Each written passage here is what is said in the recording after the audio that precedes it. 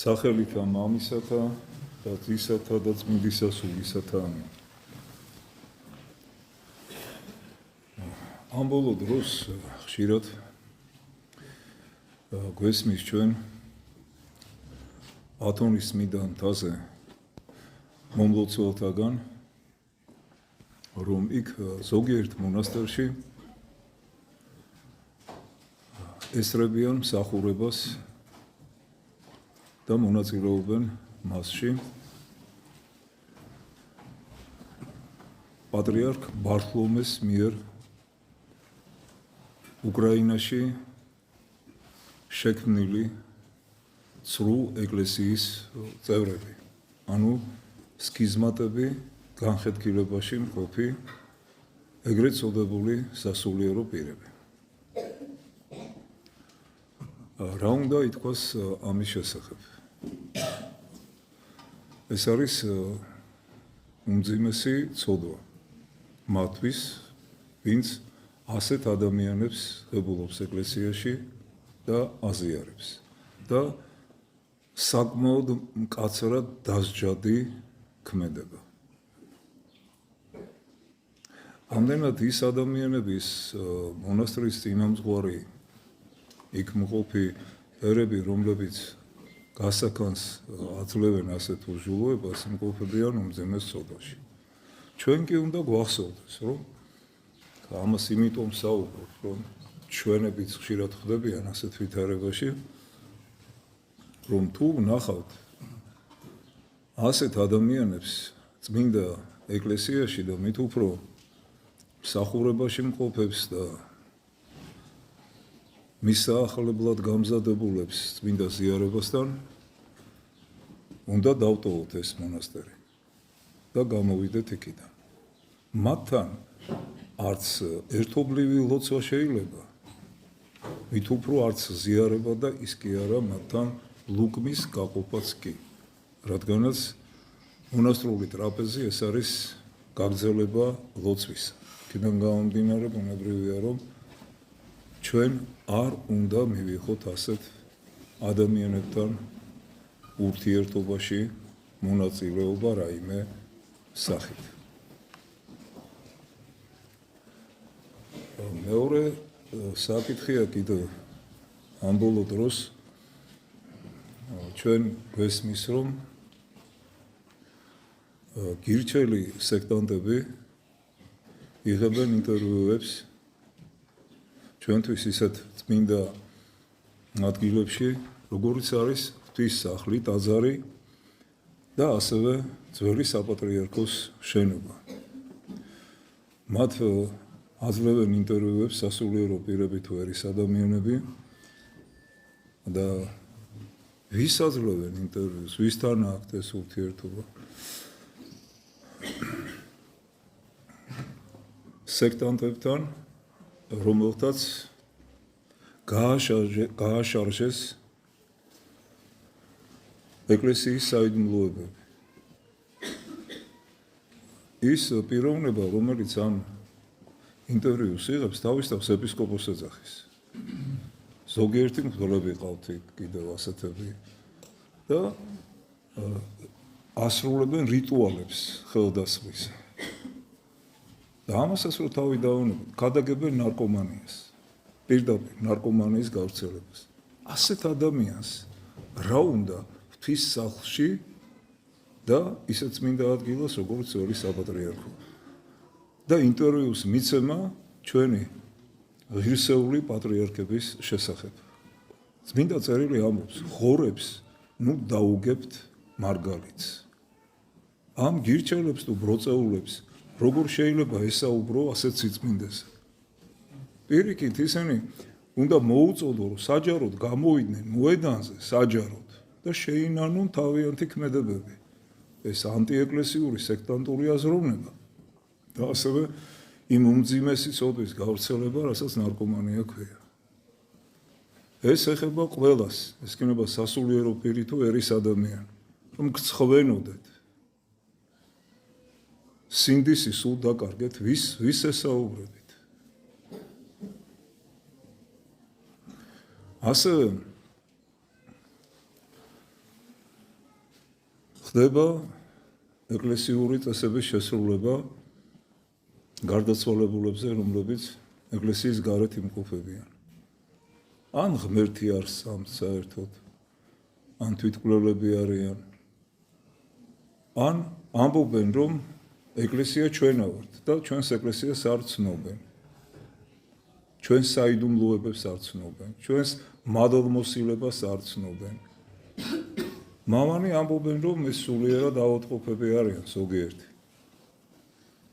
ეკლესიას აქვს ამასთან დაკავშირებითაც ზუსტი სწავლება და განსაზღვრება, რომ სულიერად ავადმყოფი, რომელიც ეკლესიას უარყოფს, წმინდა ზიარებას არ ღებულობს, არის ეკლესიის გარეთ და მისთვის არანაირი წესი არ სრულდება. ხოლო სულიერად ავადმყოფი, რომელიც აღიარებს ეკლესიას და მიუთვეს წმინდა ზიარებისაკენ და ჩვენ ამის საშუალებას ბუნებრივია ვაძლევთ, დიდი ალბათობით წათასასუფეველში ხდება. აი განსხვავება ამ ორ ქმედებას შორის. და როდესაც ჩვენ წესებს უგებთ, პანაშვიდებს უხდით ასეთ მიცვალებულებს, ამით გასაქანს ვაძლევთ უამრავი ადამიანის დაბრკოლებას, რომ იფიქრონ, რომ იქაც იმ გარემოში, სადაც იმყოფებოდა ის ადამიანი, არის ჭეშმარიტება. რაღაცა მოვა აქ ჩვენთან. დავფიქრდეთ ამასთან დაკავშირებითაც. ეხლა კი სწავლება წმინდა ეკლესიის შესახებ. წმინდა კვიპრიანე კართაგენელი ბრძანებს, ერთ არის ღმერთი, ერთ არის ქრისტე, ერთ არის მისი ეკლესია. ერთ არის სარწმუნოება და ერთ არის ერი, რომელიც სხეულის მთლიანობაშია შეერთებული თანხმობის კავშირით. ერთიანობა არ უნდა დაირღვეს, ერთი სხეული არ უნდა დანაწევრდეს კავშირებად, დაშლით, არ უნდა დაკუცმაცდეს პატარ-პატარა ნაწილებად. ყოველივე რაც მაცოცხლებელ საწყის შორდება, კარგავს სიცოცხლის წყაროს და განცალკევებით ვეღარ განაგრძობს არსებობას. ნათლისღების, მირონცხების, სინანულის, ქრისტეს სისხლითა და ხორცით ზიარების, მღვდლობის, ქორწინების, ზეთის კურთხევის მეოხებით ეკლესიაში ხორციელდებოდა განუწყვეტელი ერთიანობა ადამიანისა ქრისტესთან. ამ საიდუმლოებების დროს ადამიანზე სული წმინდის მადლი გადმოედინება. ამიტომ ბრძანებს წმინდა ირინეოს ლიონელი, სადაც ეკლესიაა, იქ ღვთის სულია და სადაც სულია ღმრთისა, იქ არის ეკლესია. ამრიგად, მხოლოდ ეკლესიაში არის შესაძლებელი ცხონება, ცოდვებისაგან განთავისუფლება, რაც წმინდა მამათა თქმით არის ქრისტიანული ცხოვრების აზრი. ამდენად არ არის და არ შეიძლება იყოს ქრისტიანობა უეკლესიოდ. ვინაიდან არ არის ეკლესია უმადლოდ. თვინიერ ქრისტეს მადლისა. წმინდა კვიპრიანე კართაგენელის სიტყვები სამებრ. ვისთვისაც ეკლესია დედა არ არის, იმისთვის არც ღმერთია მამა. შეუძლებელია პიროვნება ღმერთთან კავშირში იყოს, თუ ის უდიერად ეპყრობა ეკლესიას და მის კანონებს, თუ ქედმაღლურად ფიქრობს, რომ მას არ სჭირდება ეკლესია. მართლმადიდებელ ქრისტიანებს ნიკია კონსტანტინოპოლის მრწამსის თანახმად გვრწამს ერთი წმინდა კათოლიკე, ანუ საყოველთაო და სამოციქულო ეკლესია. მრწამსის ეს მუხლი ყველაზე ზუსტად გამოხატავს ეკლესიის ნიშან-თვისებას. აღიარება იმისა, რომ ეკლესია არის ერთი, აღნიშნავს მის მთავარ ნიშანს, რაც ადასტურებს კიდეც მის არსს. პრაქტიკულად ეს გულისხმობს, რომ ეკლესია არ შეიძლება გაიყოს, დანაწევრდეს, რადგან არსობრივად არის ის ქრისტეს სხეული, ხოლო ქრისტეს როგორც ეკლესიის თავს არ შეიძლება ჰქონდეს არც მრავალი, არც დანაწევრებული სხეული. სხვადასხვა ადგილობრივი ეკლესიების, კონსტანტინოპოლის, ანტიოქიის, იერუსალიმის, საქართველოს, რუსეთისა და სხვების არსებობა არსებითად არ არღვევს ქრისტეს ეკლესიის ერთიანობას. ეს ეკლესიები მხოლოდ ნაწილებია მსოფლიო ეკლესიის ერთი მთლიანი სხეულისა, რომელსაც ყავს ერთი თავი, იესო ქრისტე, ერთი სარწმუნოება, ერთობლივი ლოცვა და საიდუმლოებებით კავშირი. პროტოპრესვიტერი მიხეილ პომაზანსკი შენიშნავს, ეკლესია ერთია, როგორც შინაგანად, ისე გარეგნულად. მის გარეგნულ ერთობაში გულისხმება სარწმუნოების ერთსულოვანი აღიარება, ერთი ღვთისმსახურება და საიდუმლოებანი. მოციქულებიდან მემკვიდრეობითაა გადმოცემული იგი. მადალმოსილი იერარქიის ერთობა და ერთიანი კანონიკური მოწყობა. ერთი ეკლესიის ჭეშმარიტებას განსაზღვრავს მისი წევრების მართლმადიდებლური რწმენა და არა ამა თუ იმ მომენტში მათი რაოდენობა. ამბობენ ხოლმე, რომ თითქოს ჩვენ ბევრნი ვართ, კათოლიკეებს უყვართ ამის თქმა და მუსულმანებს, რომ ბევრნი ვართ და იმიტომ იქ თითქოს არის ჭეშმარიტება. სახარება კი გვასწავლის, რომ მცირეა ჩემი სამწყსო. ანუ ქრისტეს სამწყსო მცირეა, მაგრამ სწორედ ეს არის ქრისტეს ეკლესია, რომელიც მომზადებულია იმისათვის, რომ ცათა სასუფეველი დაიმკვიდროს. ეკლესიას ეწოდება წმინდა, იმიტომ რომ ის განწმენდილია იესო ქრისტეს ტანჯვით, სწავლებით, ლოცვითა და საიდუმლოებებით.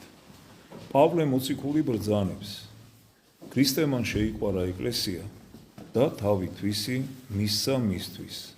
რაითა წარუდგინოს თავად მან თავსა თვისა დიდებულებად ეკლესიაი, რაით არა აქონდეს ციკლევანებაი, არცა ნაოჭბრძვილისა, არცა სხვაი რაიმე ესე ვითარი, არამედ რაითა იყოს წმინდა და უბიწო. ეკლესია წმინდა მისი თავის იესო ქრისტეს წყალობით. მასში სულიწმინდისა და მისი მადლმოსილი ნიჭების და ღმრთის სწავლების არსებობით. ამიტომ ბრძანებს იოანე ღმრთისმეტყველი. წმინდა ხმნენ ესენი ჭეშმარიტებით, რამე თუ სიტყვაი შენი ჭეშმარიტ არის და მათთვის წმინდა ვხობ თავსა ჩემსა, რაითა იგინიცა იყვნენ წმინდა ჭეშმარიტებით. აღმოსავლეთის პატრიარქების სტოლეში ვკითხულობთ, ბრწამს, რომ კათოლიკე ეკლესიის წევრები ყველანი ერთგულნი და მხოლოდ ერთგულნი არიან, რადგან ისინი უეჭველად აღიარებენ ქრისტეს მაცხოვრისადმი წმინდა რწმენას, რომელიც გადმოგვეცა თავად ქრისტესგან, წმინდა მოციქულთა და მსოფლიო კრებათაგან. თუნდაც ზოგი მათგანი სხვადასხვა ცოდვას ექვემდებარებოდეს, ეკლესია მათ ამხელს, სინანულისადმი მოუწოდებს და მასხოვნებელი მცნებების გზით მიჰყავს ისინი. ამიტომაც რჩებიან და მიიჩნევიან ისინი კათოლიკე ეკლესიის წევრებად, მიუხედავად იმისა, რომ ცოდვას ექვემდებარებიან. თავარია არ განუდგნენ და უერთგულონ კათოლიკე მართლმადიდებლურ სარწმუნოებას. ეკლესიას ეწოდება სამოციქულო, იმიტომ რომ გავრცელდა და დამტკიცდა დედამიწაზე მოციქულების მეშვეობით. წმინდა იუსტინე სერბი გულმოძღვრავს. წმინდა მოციქულები პირველი ღმერთ კაცნი იყვნენ, ამ ქვეყნად მადლის მიერ თითოეული მათგანი მთელი თავისი ცხოვრებით. პავლე მოციქულთან ერთად უფლებამოსილია გვითხრას, ცხოველ აღარ ვარ მე, არამედ ცხოველას ჩემთანა ქრისტე, გალატელთა მიმართ ეპისტოლე. ანუ უკვე მე კი არ ვცოცხლობ და ვმოქმედებ, არამედ ჩემი მეშვეობით ქრისტე ცოცხლობს და მოქმედებს ჩემში. უნდა აღინიშნოს ერთი რამ, მოციქულები არა მარტო იყვნენ, არამედ რჩებიან კიდეც ქრისტეს ეკლესიაში და იმყოფებიან მასში, იყვნენ მიწიერში, ახლა არიან ზეციულში და განაგრძობენ ამ ქვეყნიურ მორწმუნეებთან ურთიერთობას. ამრიგად, მართლმადიდებელი ეკლესია არის ერთიანი და ერთადერთი, რომელმაც დაიცვა მოციქულებრივი მემკვიდრეობა, სახარებისეული სული, მამებისეული სწავლება, მან უცვლელად შეინარჩუნა მთელი ეს სულიერი საგანძური.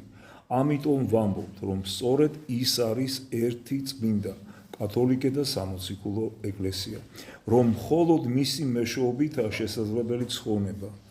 ეკლესიის მიღმა არსებულ საკრებულოებს, საიდუმლოებებს არ აქვს მადლი. ეკლესიის მიღმა საეკლესიო საიდუმლოებების აღიარება ნიშნავს მადლის აღიარებას ეკლესიის გარეთ. ესე იგი, იმის აღიარებას, რომ ცხოვნება შესაძლებელია ეკლესიის გარეშეც. ერთი სიტყვით ეს ნიშნავს უგულებელს ხო ერთი წმინდა კათოლიკე და სამოციქულო ეკლესიის არსებობა და მნიშვნელობა. აი ასეთია მოკლედ გადმოცემა სწავლებისა წმინდა მართლმადიდებელი ეკლესიის შესახებ. და კიდევ ერთხელ ხაზგასმით უნდა აღინიშნოს, რომ თითოეულ წესს, თითოეულ კანონს, თითოეულ დოგმას ეკლესიისას აქვს თავისი განუზომელი მნიშვნელობა და თითოეული ჩვენთაგანი ვალდებული ვართ, როგორც სასულიერო პირები, ასევე ერის ადამიანები, რომ განუხრელად დავიცვათ ეს წესები, კანონები და დოგმატები. რისთვის? იმიტომ რომ ცხონდეთ და სხვა ცხონების გზაზე დავაყენოთ. მერთმა დაგლოცოთ და გაგვიხარეთ.